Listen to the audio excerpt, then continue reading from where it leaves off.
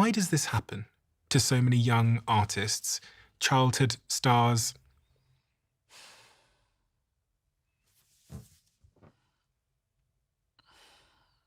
When you ask me this question,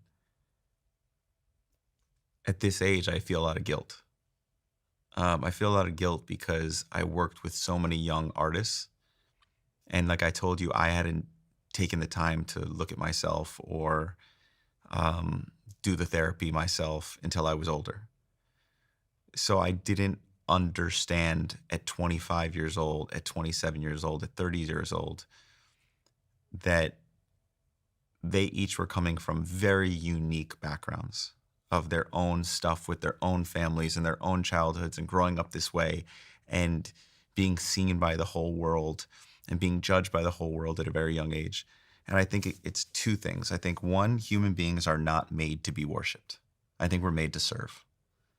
And I think that when we worship human beings, it changes something within us. It messes us up a little bit because that's not what we're built for. And I think that can be very confusing. And I think being able to transcend the childhood of, people cheering your name and everything else at that level and get to the place where the artists I've worked with are, where they are in healthy relationships and with their families and still working through stuff, but like having a human experience, I think it's a testament to their strength. So I think that's part of it. I just think the nature of being on that stage, that young and people chanting your name. And I didn't realize that till, I got older.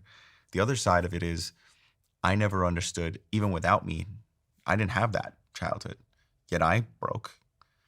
And what I think also is important is I don't think we can push everything. I think adversity is important. We can't just talk about mental health and say adversity shouldn't exist.